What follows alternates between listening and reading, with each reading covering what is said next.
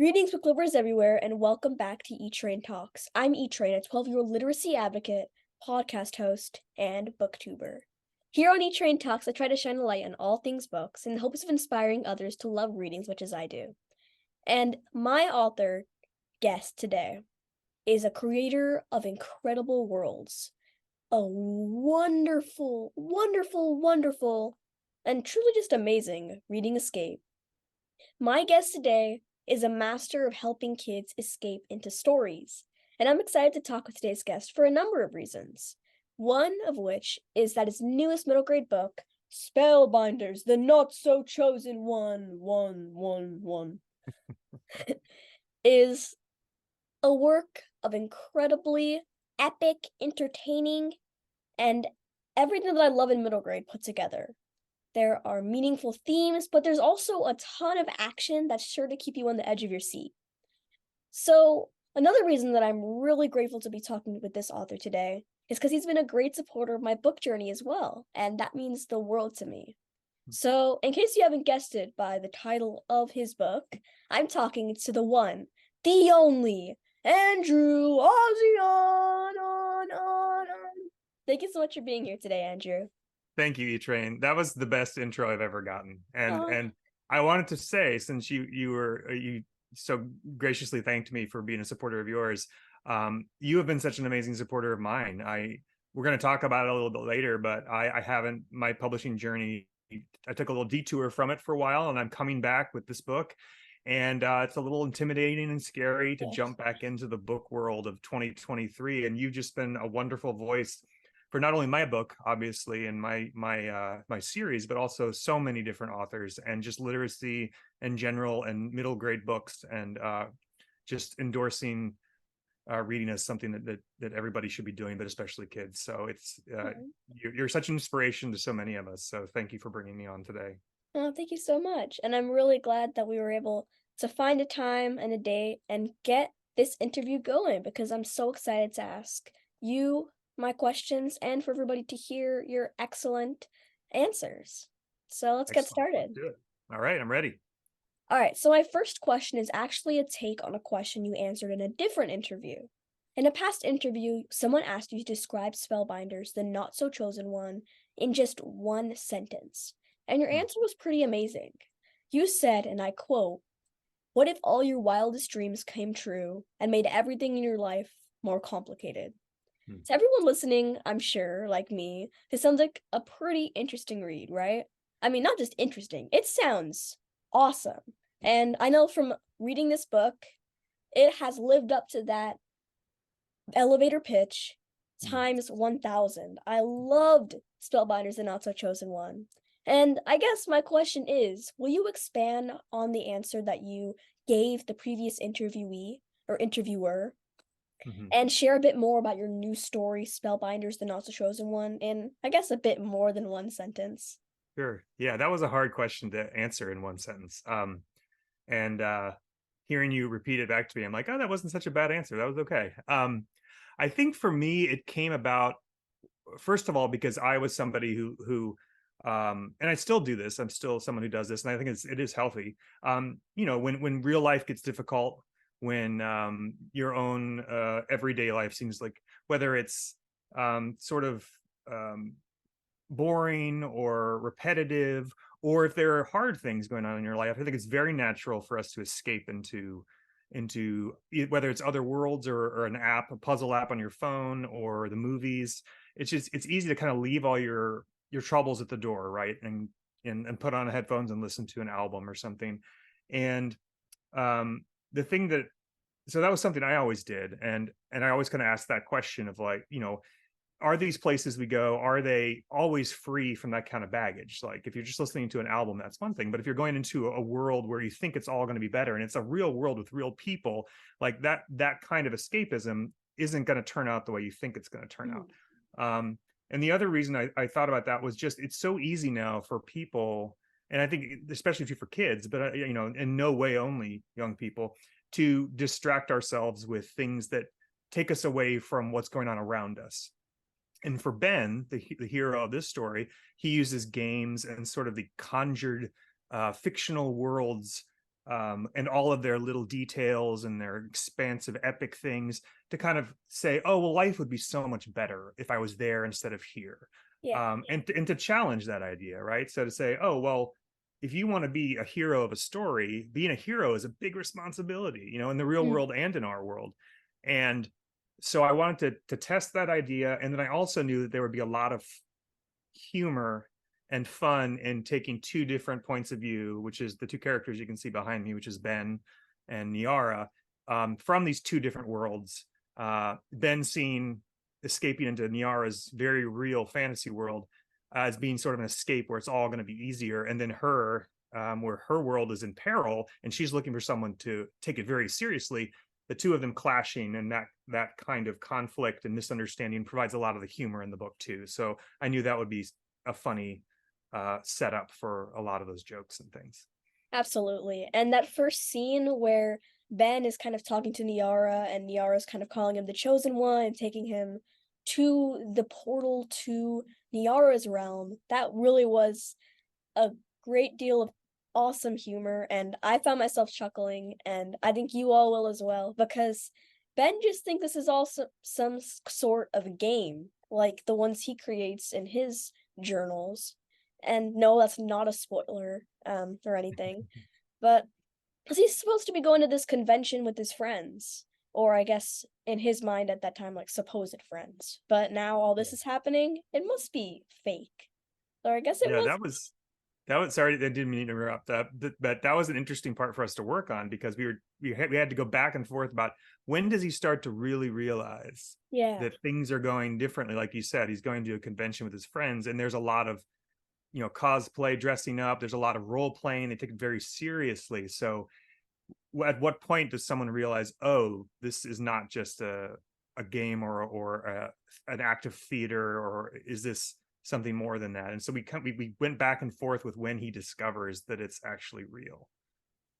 Yeah, and I probably, if I was in that situation, I wouldn't think it was real, even if I was in the world after the portal, because I mean, you can get woozy like Ben did from like virtual reality. You're putting a headset on, Mhm. like until you sleep that when you go to sleep in that world and wake up in it the next day. I personally would just think it's still a game, a continuous game that kind of feels never ending, but like Mhm. it can't be real. That's interesting, the sleeping part. That's something I should think about for the next time we bring a new person through a portal into the other world, because I agree with you. I think that's when you wake up someplace, then you sort of have those fresh eyes. Yeah. Well, my next question for you is about your world beyond just writing books, whether it be young adult or middle grade stories. So Mhm. I read that along with writing books, you're also a video game developer, and you have been for over 15 years. And being a video game developer sounds amazing. And I'm a pretty big gamer myself. I play quite a few different video games. I don't know if they're the same as the ones that you develop. And I'm also really curious. You develop games, but do you also play them yourself?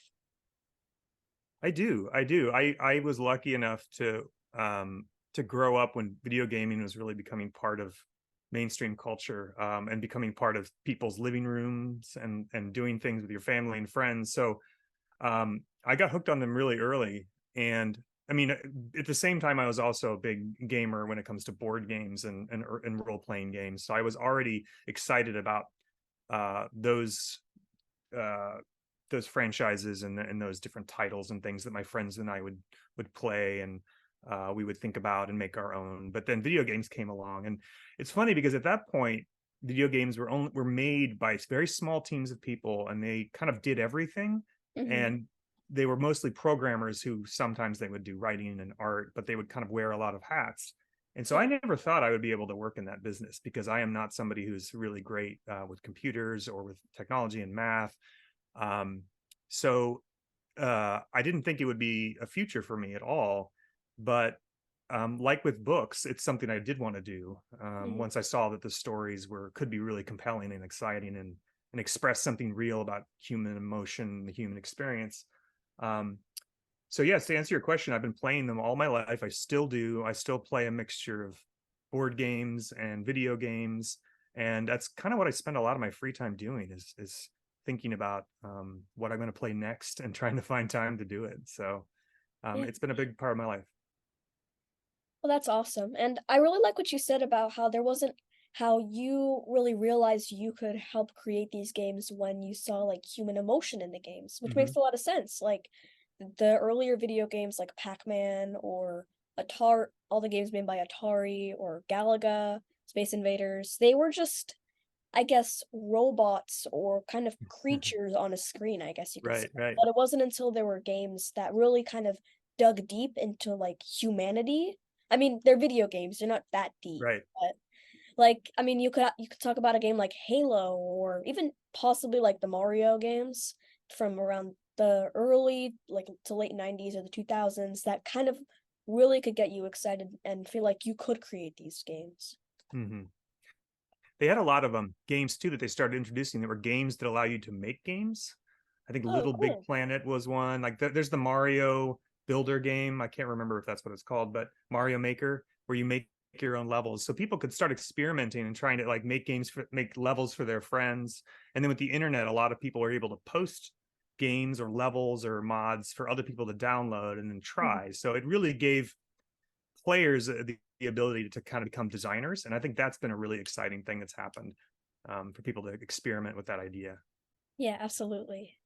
And my next question for you is when creating video game worlds, you have to use creativity, versatility, and the ability to capture players' imaginations, much like you do writing stories. So, what would you say the biggest difference is when coming up with stories for games versus books like middle grade or YA? Mm-hmm.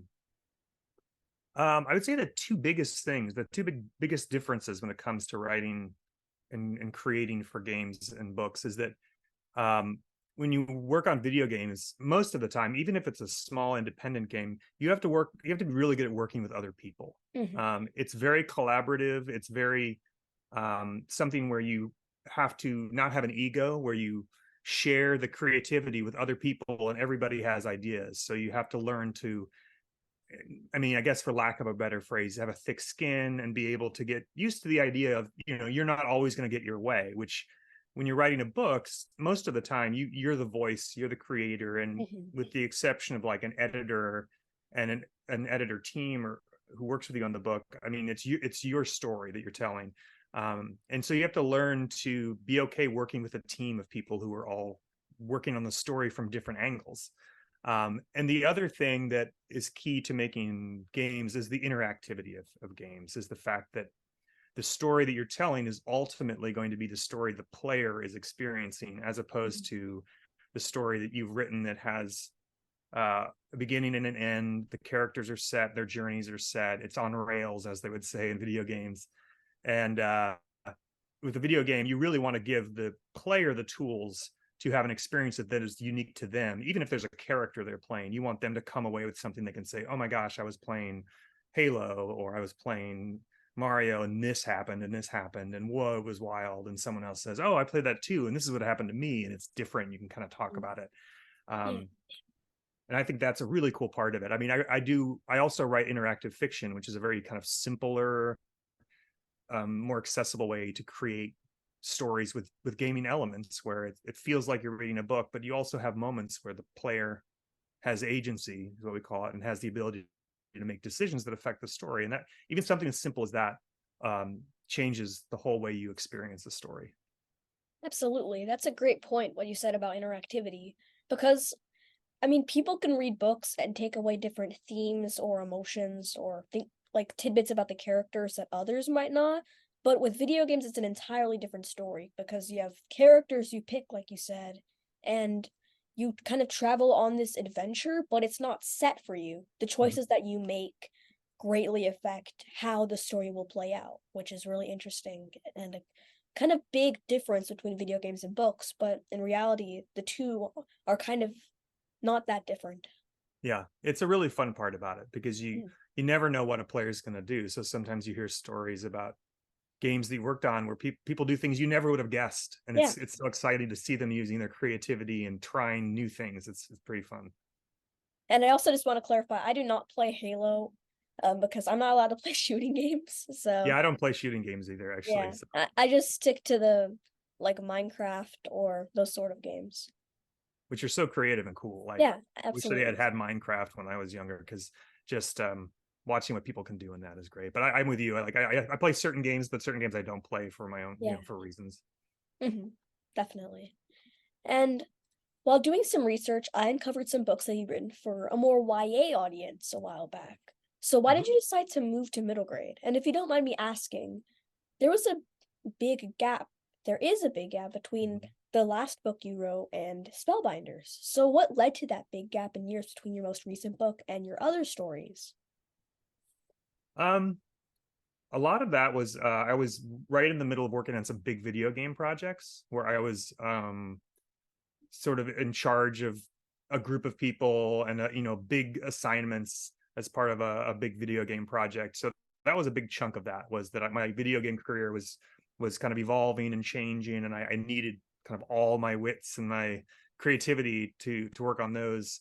The other thing too, I think at the same time that was happening with me as a writer was that I had written 3 YA books, which I really love, and I think some readers still think of very fondly.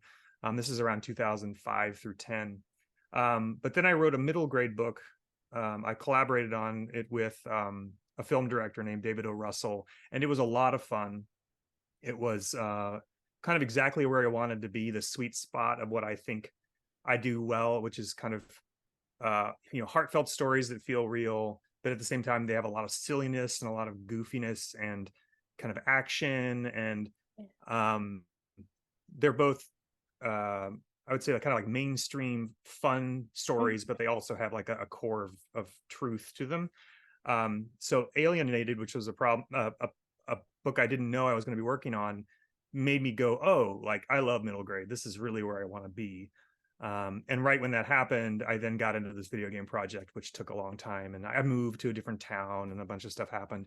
But Spellbinders is coming along at the perfect time. Like I feel I'm having a lot of fun. I think that the kind of the way we can interact with audiences and engage with people who are reading the book is so different and so much more fun now and more interesting.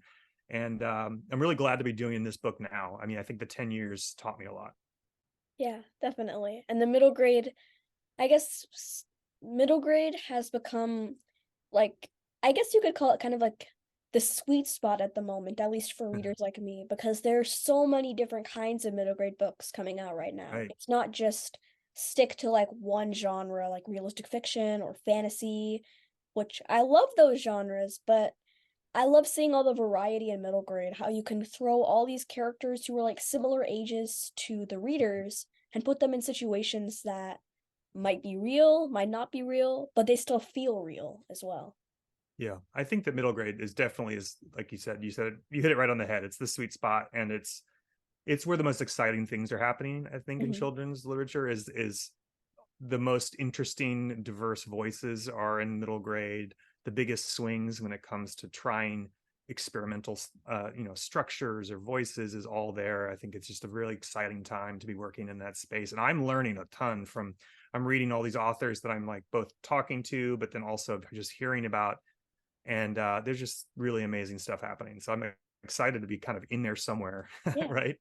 Right, and I've loved seeing I've gone to a couple bookstores and libraries in my area, but I was also just in New York City, and I saw Spellbinders there, and it just warms Oh, my that's so heart cool. seeing your stories and the stories of many other creators and authors out there in the world for kids to discover and like kind of find their new favorite read.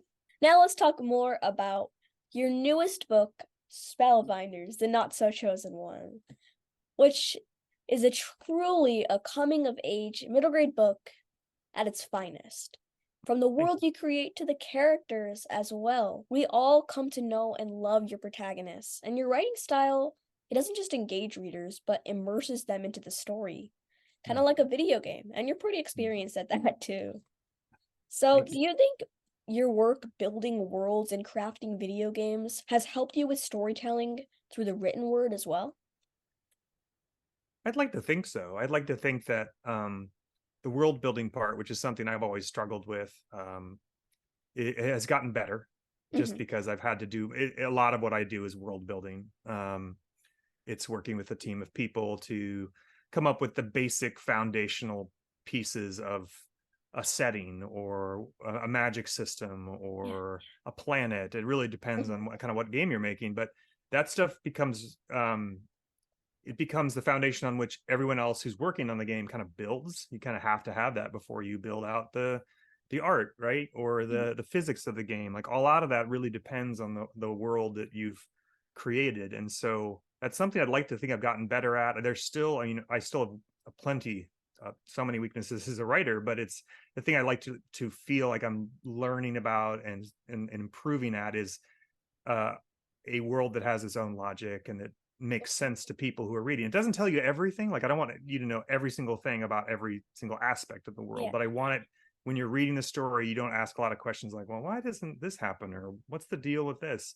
If you can read it and enjoy it and feel like you're there and it makes sense, that's what I really want to do. And then I've always been a character writer. So the character part to me is usually the thing I feel most comfortable doing. So I'm thinking that I'm hoping that the world building and the character work are fitting together pretty well. Through all of the perils of his journey, Ben comes to love and accept himself, which was so, so heartwarming. And I know that you said you love adding heartwarming themes to crafty and humorous worlds as well. So, do you think that you dedicate this book to all the misfits out there? Um, I would say yes. I all of my books are about misfits. I don't know how everybody people define misfit differently, and I know that moniker has probably changed over the last few decades since Mhm. I was a young person reading middle grade books. Um, but most of my stories involve people who are on the outside looking in and trying to figure out where their place is in the world. And for me, when I was growing up, games, um, board games, role playing games, things like that were definitely like a place where people who didn't feel like they fit in the mainstream, I guess you'd say, sort of flock to these places where they could have some kind of control over their lives, could Mhm. write their own stories, could be the heroes of their own stories because maybe they weren't the hero of the story at school, or maybe with their friends they were sort of like the side character and they wanted to be the hero. And back then it was definitely kind of a place for misfits. And I think that as games have become more popular with a lot of different people and you have everyone has them on their phone and what a game is has changed, what that definition is, I think that maybe gamers aren't misfits as much anymore, but there's always going to be Sure. people who feel like they're on the outside, right? Who feel like they don't belong and they're trying to find the place where they do belong. And Ben is just, I think, one character in a long line of characters who's doing that. And my books always tend to deal with that because I felt like that as a kid. And I would read books like X-Men and stuff where it's, you know, these little families of people who come together and find a place that they can call home, and were really important to each other. And I think that those things rubbed off on me. So I love the idea of found family, and I love the idea of outsiders finding a safe place. I love that answer. And while you said I agree, gamers aren't necessarily misfits in certain circumstances anymore. There are so many people who feel like outsiders, kind of like Ben, that everybody assumed and felt like Ben was the chosen one to save this world. But Mm-hmm. Ben kind of he didn't think that he was, and really he wasn't necessarily the chosen one, but he just kind of had some kind of kindness in him and authenticity that kind of I mean, of course, he didn't save the world just yet because there are going to be more books coming, and you are working on book 2. And so let's get to that because I All am right. so, so excited to read Spellbinders book 2. And you mentioned on Twitter, or I guess it's X now. Yeah. I'm not sure what you're Exactly. supposed to call it these days. Me neither. I'm in the It same boat as you. feels wrong to call it X now. It just feels weird. Yeah, it does. So you mentioned that you finished the copy edits for Spellbinders Book 2, and you also have had sneak peeks of your upcoming cover. And we're gonna talk more about this cover later because it is whew, chef's kiss awesome. And So glad to hear that. yeah. So can you talk a bit about what readers can expect from book 2? Will you be adding any new characters, maybe Mm. main or side characters, and just a little bit more about the story, but please don't give any spoilers because I want to read this cover to cover and not know I want to know something, but I don't want to know everything. Okay. Yeah, that's I would love to do that. So I guess a quick sort of tease about book two is that like you do with a lot of kind of book twos in a series, I'm expanding the world a bit. Mhm. So in the first book we have the Kingdom of Lux, which is where most of the action takes place. But as you mentioned before, there is a place where there are portals to other realms, and that will come into play quite a bit as a new threat emerges, a larger overarching threat to the whole universe of realms, which is Lux is a part of, and Earth is. There are many other that we have yet to be introduced to. Will come into play, as well as Ben's um, outlook on his own life. When the question he asks himself in the next book is, if I am the one person in a group, if I have to have a book in order to be extraordinary, but everyone else around me is extraordinary on their own, how extraordinary can I really be? And can I keep up with people who are all special and gifted and unique? His best friends, his three best friends, Niara, Merv, and Drake, are all exceptional characters and people from other realms, and he is still an Earthling, but now he's kind of part of the group. And keeping up is something that he finds challenging, and he wants to make sure he's pulling his weight. So that's a big challenge for him now that he's found friends, is trying to keep up with them. Mhm. Um, but like I said, there's a new big bad that emerges, and there is a great new character that I absolutely love who kind of enters the picture and becomes part of their group, and it just sets up things to come in a really exciting way. So it's going to be fun, a lot of laughs and a lot of action. My next question for you is more about your characters. So your characters, Ben, Niara, Drake, they're all so different from each other, but they fit together perfectly like pieces of a puzzle. So I'm curious to know, do you tend to take parts of yourself and put them in the characters you write? Mm, Is that why without one another the characters can't really complete their mission? They have to be together. They can't be whole without each other? that's interesting.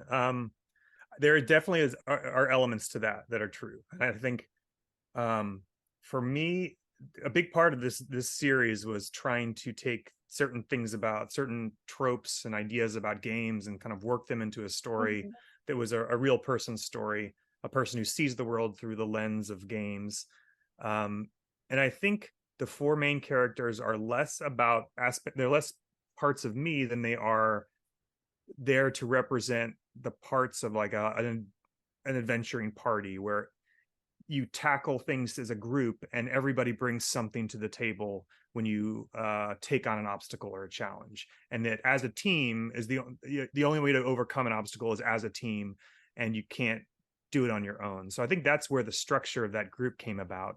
But then also, just as from a writing point of view, it was a lot of fun to create four different characters who each had their own journey, each had their own voices and perspective on what was happening in the world, and then to put them in little situations where pairs of them would get a chance to talk and kind of like have these fun little interactions with humor, and um, when they would get to know each other and try those different conversations, which as a writer brought me a lot of joy. And I think that they're some of the best parts of the book, is when you get different groups of the characters spending time together and getting to know one another. absolutely. That's a great answer. And my next question for you is about, like I said earlier, let's talk about the cover art, and not just the cover art, but also the art and the designs inside of Yeah. the story. Like the journal entries that Hmm. Ben and the journal that he writes into. So, How did you, or maybe your publisher, editor, or agent, track down such a fabulous artist for the job? And did you have any say in the design? Um, I I did have a so the design of the book was one of the earliest ideas I had, and that's one of the things I pitched it to my agents. The idea of doing a book that had elements of dungeon manuals in it, like the artwork and the little graphical elements. That was something I wanted to do. I pitched it to my agents back in like 2013, 2014, and said, I want to do a book series like this with, it's written as though it's a dungeon manual, but it's like a real world kind of thing. That project didn't get off the ground until Spellbinders came out and during the pandemic, like 2020. And so that right away, that was something we knew we wanted to do. And I don't know how the the designers at Penguin Random House found Lisa Weber. I know that they're ninjas, so they do their job really well, and they can know exactly where to find the right people. But we talked a lot about it. What kind of style we wanted the illustrations inside to be, how realistic, how kind of fun and fantastical. And they would bring samples they would send us samples of different people. And they found Lisa Weber pretty early and said, here are some other covers she's done. Here's her own comic book. She does web comics and she publishes Oh, print comics. And yeah, she's done a lot of amazing work. She's incredibly talented. And we saw a lot like the range. She has a huge range of types of styles, and it just looked like a really good fit. And even though and I haven't had a lot of contact, I mean, she's been so incredible about creating kind of what I see in my head and making it real in the illustration. So I feel extremely like blessed that she's been working on the series with me. Um, it's been amazing to see my ideas kind of come to life, but also in like brand new ways that she's interpreted in her own way, which has been exciting. this is the final question of the interview, the question I've asked every person that I've ever interviewed. If you could be or meet any literary character, you could meet your favorite author, or it could be your favorite Oh. character in a work of middle grade or YA or even an adult book. So they could be fictional or they could be real. Who Yeah. would it be and why? That's like my attempt at a drum roll. That's a really hard one because there's so many, right? There's so Yeah, many, both absolutely. real and fictional and authors and characters. The one that came to mind, and it's funny because I look at this question. This is an interesting question. I look at this question. It could be like Ben would look at it, right, and say, Mhm. "Oh, well, I want to be a really powerful character or some like regal person who's got a lot of confidence and power and Yeah. has the world at his feet." Or I could be, or I could meet somebody who I think is interesting. And an interesting one popped into my head. One was more, it was more about the world building of this series that I liked a lot. And there's a series called The Last Apprentice by Oh, Joseph Delaney. so cool. I think I've heard of it. It's sort of horror. It's definitely like kind of a scary supernatural thing, and it feels like historical fiction because it does a great job of building a world that's um several centuries ago in England, but it's also not the real world. It's got a lot of its own like lore and kind of background, but it's very well done. It's very scary and creepy. And the main character is a young apprentice who's the last apprentice of these monster hunters called spooks. Oh, And his name is cool. Tom Ward.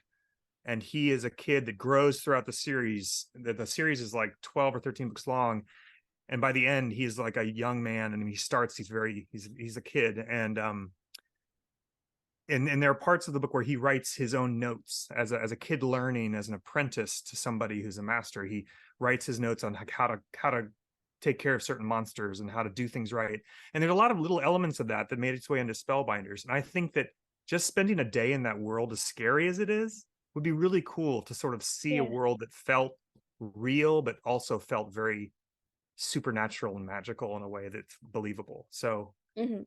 I don't know why I'd want to be in a book that's scary, but it's a great series, and I learned a lot from his writing. So Well, that's definitely a series I'll have to add to my want to read um list. And yeah, you should check it out. everybody, let us give a wholehearted round of applause for the one and only Andrew Auseon. Your answers were incredible, thought-provoking, and just fantastic.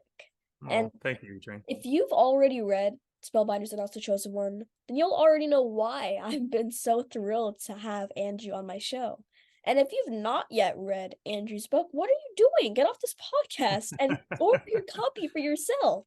I'm joking. You don't get off just yet because I got a little bit more to talk about. So, Andrew, thank you so much for joining me today. It's been an honor and a privilege to have you on because you're a really great guy, and your stories Mm. are some of my favorites. Oh, thank you, Train. The pleasure and the honor are all mine. So Aw, thank you very much. And your words mean quite a bit to me. So thank it's been you. great to be here and to talk with you about this book. I like that you enjoyed it.